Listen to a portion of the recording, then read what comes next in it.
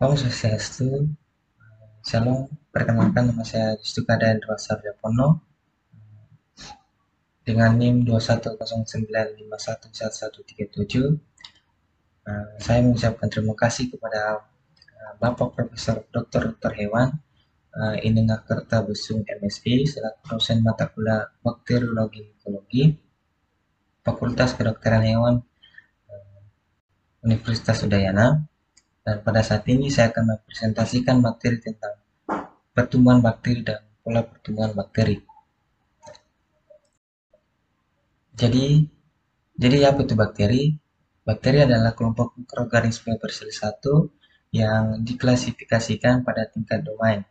Bersama dengan domain archaea, bakteri digolongkan sebagai prokariota. Sel bakteri memiliki bentuk tertentu, misalnya menyerupai bola, bata, atau spiral yang biasanya berukuran beberapa mikrometer. Adapun ciri-ciri bakteri di mana yang pertama berukuran kecil, yang kedua terdiri dari satu sel atau uniseluler, yang ketiga memiliki membran inti atau prokaryotik, yang keempat ukuran tubuh berdiameter 0,1 hingga 1 mikron dan panjang 1-20 mikron. Yang kelima dapat dilihat melalui mikroskop. Keenam hidup berkoloni atau secara soliter.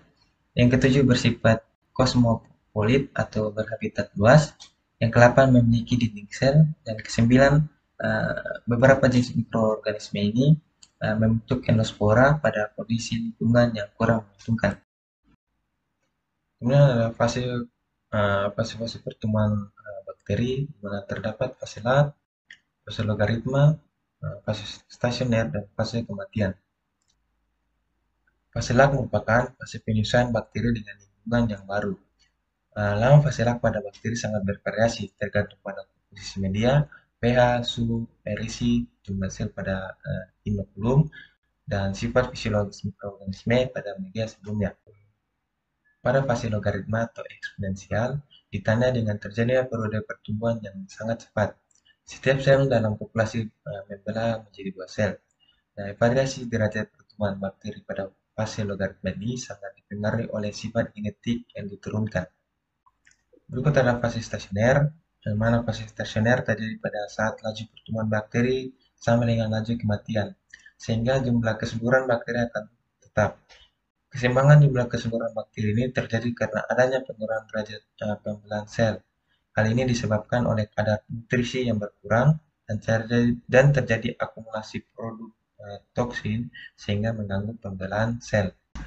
Terakhir ada fase kematian, di mana fase ini ditandai dengan peningkatan laju kematian yang melampaui laju pertumbuhan, sehingga secara keseluruhan terjadi penurunan populasi pada bakteri. Berikut adalah faktor-faktor yang mempengaruhi pertumbuhan bakteri. Pertama adalah nutrien, mana nutrien atau zat makanan yang digunakan untuk pertumbuhan bakteri harus mengandung sumber karbon, sumber nitrogen, mineral, sulfat fosfat, dan faktor pertumbuhan yang meliputi asam amino, purin, pirimidin, dan vitamin. Nah, beberapa bakteri dapat memperbanyak diri pada berbagai jenis nutrisi, sedangkan yang lain mempunyai kekhususan dan hanya membutuhkan jenis nutrisi tertentu untuk pertumbuhannya. Kemudian ada kelembapan. Kelembapan sangat penting untuk pertumbuhan bakteri. Bakteri membutuhkan kelembapan tinggi. Pada umumnya, pertumbuhan bakteri yang baik dibutuhkan kelembapan di atas 55%. Udara yang sangat kering juga dapat membunuh bakteri, tetapi kadar kelembapan minimum yang diperlukan untuk mendukung pertumbuhan bakteri. Berikutnya adalah pencahayaan. Cahaya yang berasal dari sinar matahari dapat mempengaruhi pertumbuhan bakteri. Bakteri lebih menyukai kondisi yang gelap karena terdapat sinar matahari secara langsung dapat menghambat pertumbuhan bakteri. Berikut adalah suhu. Suhu yang optimal untuk pertumbuhan bagi bakteri sangat bervariasi, tergantung pada jenis bakteri itu sendiri. Pada suhu yang tepat atau optimal, sel bakteri dapat memperbanyak diri atau tumbuh sangat cepat. Sedangkan pada suhu yang lebih rendah atau lebih tinggi, masih dapat memperbanyak diri, akan tetapi dalam jumlah yang lebih sedikit. Berikut adalah konsentrasi ion hidrogen atau pH.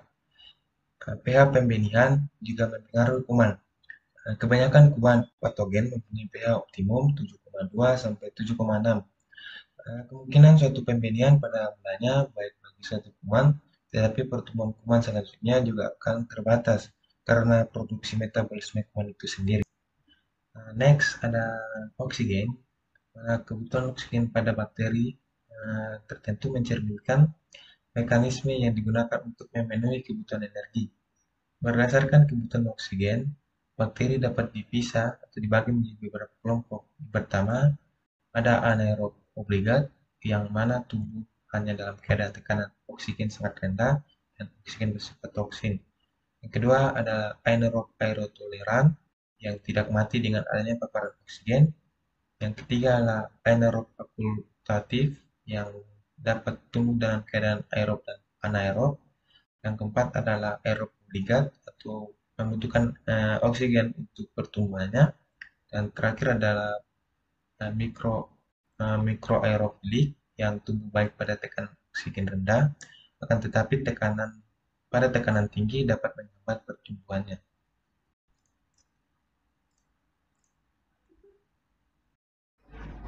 Baik, mungkin itu dari saya. Jika ada kesalahan kata atau kesalahan dalam membaca, mohon dimaafkan. Sekian dan terima kasih.